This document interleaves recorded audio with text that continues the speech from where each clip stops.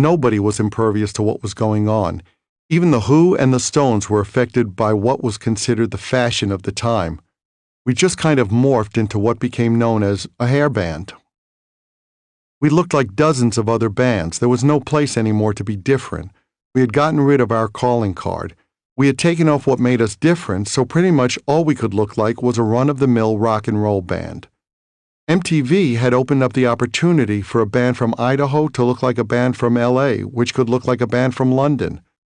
There was a more homogenized look because every band suddenly realized they could go buy hairspray and tease their hair up high and wear their mom's makeup and roll around on the floor with their guitars, just like they saw in somebody's video. It was the current state of bands: big hair, spandex, jewelry, femme makeup. A lot of bands with that look made a lot of awful music. It's mind-boggling how bad some of that stuff was. It had no soul, no roots. I know it was aping a lot of British blues-based bands, but as far as I was concerned, you couldn't play that type of music credibly unless you were at least aware of the likes of Hubert Sumlin, Howlin' Wolf, and Robert Johnson. Jimi Hendrix didn't start off playing Purple Haze. If you wanted to learn guitar, you had to go back.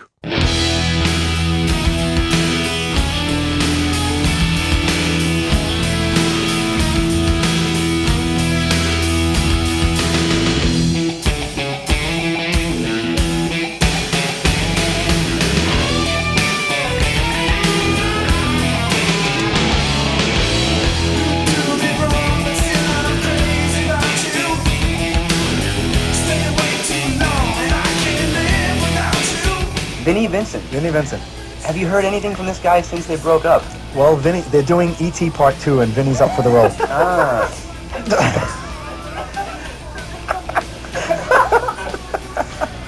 It was pretty obvious from very early on that he really was not into being a member of a band. He wanted his own band. And and one of the reasons why he didn't stay with us is because he tried to turn things around and kind of make it his band, and that's not the way it is. Playing guitar with Kiss from 1982 to 1984. Tuesday in Nashville, where he now lives, Vincent announced that he's suing Kiss and its label for defrauding him of royalties for his playing and composing on the Creatures of the Night and Lick It Up albums. Vincent also alleges that Kiss unsuccessfully tried to make him sign what he calls an unconscionable contract by cutting his $2,000 a week salary in half and, quote, making him live in a hotel frequented by addicts and prostitutes. His press conference was quite a piece of rock theater. Here's one memorable moment. I don't want the kids out there with dreams of being another Vinnie Vincent or Kiss or any band they idolize to fall victim to the music business. I don't want their dreams to turn into nightmares. And for whoever comes through that door now, I want them to see their just rewards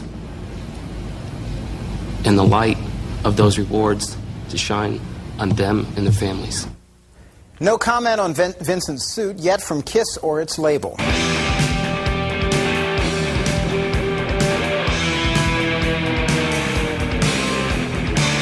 He was probably the most talented of all the new guys that came in the band. To this day, in my estimation, can play Rings Around Ace, is a better songwriter in lots of ways than I am, sings much better, and is one of the most difficult people I've ever met in my life. Very unethical, kept suing us and so on. But his talent is unquestioned. And you guys gave him a couple shots at being involved in the band. First album that he was in as a full member, I think he co-wrote 6 songs. Lick It Up. Title track as well.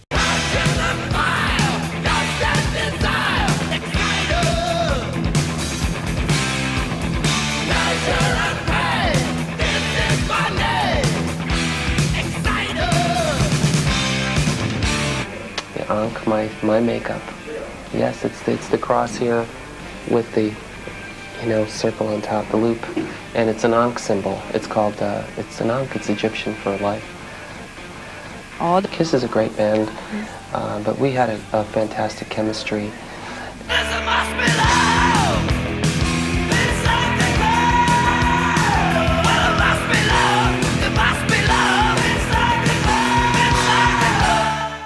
And I think we wrote classic songs together, material that I'm very proud of, If it wasn't for Kiss, I would not be here.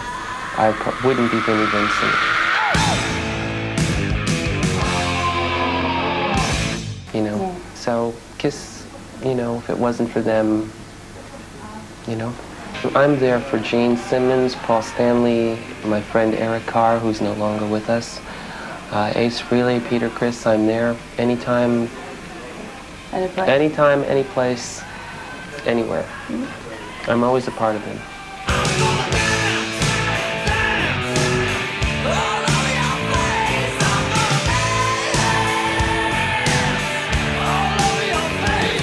I just want to know why you guys fired Vinnie Vincent. How many hours do you have? Oh, it's a fair question. It's a fair question. Vinnie was an incredibly talented guitar player and was a great talent to write with, but was not a team player and somebody who was not very honest in his dealings with the band, made us a lot of promises about what he would do and then didn't do them. And in dealing with the fans, and dealing with people who've been with us for 15, 20 years, he was very disrespectful and did things that we thought were embarrassing to us. At one point, now that we're talking about Vinnie, okay, let's tell the truth. Actually, at one point, what Vinnie did is he sold a fan a guitar that he had never played and said it was his favorite guitar and it was the guitar he always played, and he sold it to a fan for more than it would cost in a store. And it was that kind of stuff that we just said, this is, you know, totally unacceptable. And we'll see you later.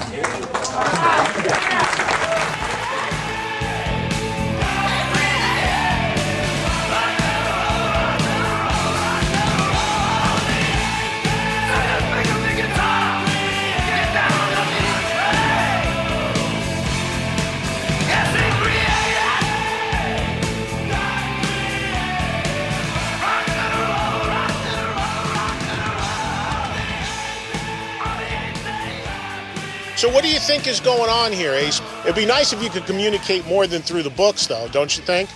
Yeah, well, I mean, you know, we do from time to time. You know, what did Paul say not that long ago in the press, that we were never really friends? Yeah, well, they've said a lot of stuff. Do you want to address any of that? I just thought it was hysterical. I mean, I lived with the guy for years. You know, we exchanged Christmas presents, and he's telling me he's not my friend.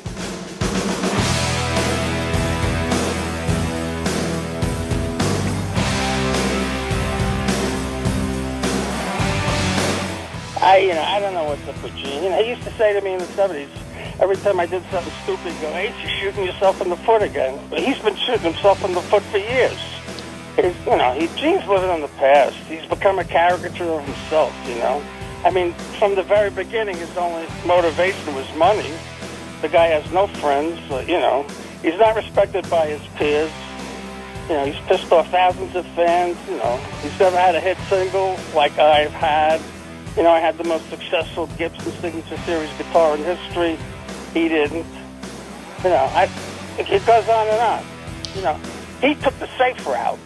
You know, he never got loaded. He never partied. You know, I took the same route. Elvis Presley, Jimi Hendrix, Keith Richards, Jim Morrison. You know, the name, you know, it's endless. I have all this life experience, and thank God I can live to talk about it. You know, what's he going to talk about? All he can do is badmouth other people. It was back in the summer of '83. There's a reason I remember it well. I was slipping and sliding, drinking and driving, and bringing me closer to hell.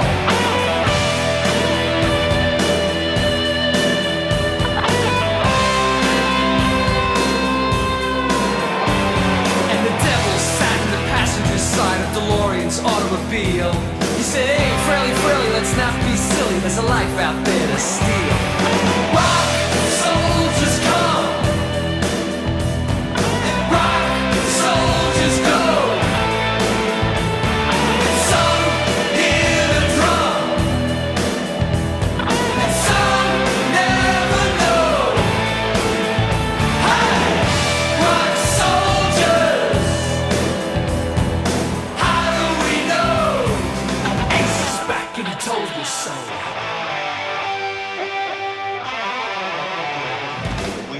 Ace and I love to party, that's no secret. We were both street guys. We both grew up with the attitude that rock and roll was an attitude. Had nothing to do with science. It had nothing to do with sitting in the office with a shirt and tie and figuring out what beat goes where.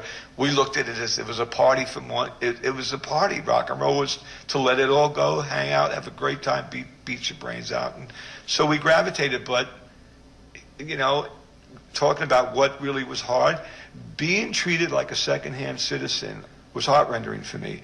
You know, between the two of us, sometimes, I'm not justifying, but he did push the trigger a little harder on his end of the bargain sometimes than I'd pull my trigger to say sort of really going out there with whatever we were doing. I always had this panic button that I'm afraid to die.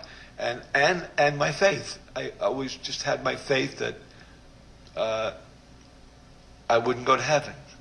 And that really bothers me. So I think that helped me a lot to my addiction and my insanity. The crazy younger Peter Criss that was totally out of his mind. I came from nothing. I grew up in a really poor neighborhood. I had my brothers and sisters, 7 people. We lived in 4 rooms. My father was illiterate. He stopped working. He started working at like 3rd grade. He left school. My mother was in a home in her life because of my grandmother at one point was drinking, and she stopped, worked 3 jobs to help us because my dad wasn't always working. I had a tough life. I was making guns when I got into a gang and selling them for $5 a gun because it was pretty good. It was pretty good money until they found them. And then my grandmother broke a broom over my head, and I had a swollen knot in my head for like a month. I loved her to death. She was my surrogate mother. I had a great, as tough as it was, childhood. I had a great childhood. My mother was always home. My father was always home. They didn't drink. They didn't drug, which is an amazing thing because I turned out totally insane. I was proud to tell my mother someday I'd play the garden and kept that promise to her. When my mother saw me in a rehab, when I was kicking coke and I was in that rehab for 9 weeks, she came up only once to visit me with my dad, and I got a look from her that I'll never forget till I die, that she was so disappointed because she watched me work so hard to get so much and just blow it, you know. And she said, I'm never coming back here. And I remember when they left, I was so distraught. I was like, what did I do? How could I ever let my mom? My dad cried more than her. She was just disgusted with me. And this was the person I promised I'd play the garden for someday. You know, this is the woman who always was helping with my drums to go to rehearsals. This woman was there at 5 o'clock in the morning. Sometimes my dad helped me come off a train, you know, and I let them down. So I learned a lot through all this, from deceit to craziness to drugs to sex to, you know, I really survived it because I really believe God never let me down. He never left me. Why did I wreck the car? Why did I blow the show? Why did I ruin the room? Why did I constantly do things I did? I was addicted to cocaine. I didn't know the downfalls of it. At the time, the 60s and 70s, it was all over the damn place. And my manager did it. My record company did it. My business managers did it. My doctors did it. Who was I going to go run to maybe and say, I think I got a problem. I think I need a little help here. Everybody was on it. Everybody gave it to me. I didn't think you could really get so addicted to something where I found myself eventually wanting to, you know, sitting alone in this big house, and I realized I needed help. And I had to go get it because all that stuff that went on was from the madness of the drugs. I don't deny that. I openly say that. But I also mention a lot of things of why I did things in the band. There's a heart behind every musician in this world. There's a way that only he can feel that thing. I was the guy, and so was Ace, in that bathtub dying out here, blue black, getting dog collars, playing shit-ass lofts, not making a dime, lugging equipment 3 in the morning in the freezing cold. No, there's a lot of soul behind that, and you can't take it from me. You never will. Many nights I've I sat, and going through my prayers and go, how could you have been so stupid as to lose that? My heart has never been more in any other band. This is the band I always wanted to be in. This is the band I wanted to be all my life. Does it hurt? Yeah, it really does. I hate myself that I fell asleep at the wheel and there is another guy up there. And when I see it, yeah, it does hurt my feelings a lot, because it wouldn't be there if it wasn't for the four of us. It wouldn't be there in 2012 if it didn't start in 1972, when we had nothing and made it into something and paid our dues together. And fan just go, Peter complains. Yeah, I'm complaining. I got ripped off left and right. I got treated like I don't even want to say the word. I was totally disrespected in a lot of other ways, and I helped make the band famous. I didn't swallow that with Gene. Gene does it, and Paul. They make the moves. They make the decisions. I know Gene. Gene was 21 years old. I've known Gene all his life, no matter what he may be now. I still know Gene and Paul. I still know the guys that will stand in front of Electric Ladyland looking like panhandlers. And they put me through hell on the phone of what I should look like. I'll never forget that meeting, walking to Electric Ladyland, and I looked at these two guys in the street, and they had these old hippie shirts, and I thought maybe I should give them a quarter, and I passed them by, and I went in, and I was dressed to the nines. I was ready to rock and roll and get in the band. And it was a funny story, because when I finally came out and said, you talked to me on the phone and put me through this hell, so I should look like what? So You said everything in the world anybody said about you. You copped to it. You say, yeah, well, I did constantly say I'm going to leave the band. Here's why. Yeah, it was my big bluff. I never really wanted to. I mean that. What else? I used my arsenal. I came from Brooklyn. I was a tough kid, so I would use my toughness against maybe their cunningness, and it worked sometimes. Sometimes my poker face didn't work, but my heart was always there.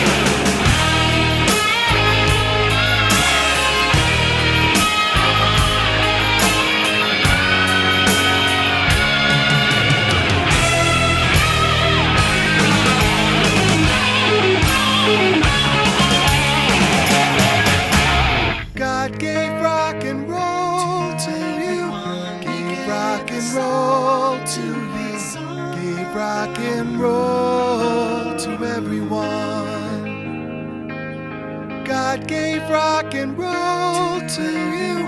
Gave rock and roll to you. Save rock and roll for everyone. Save rock and roll.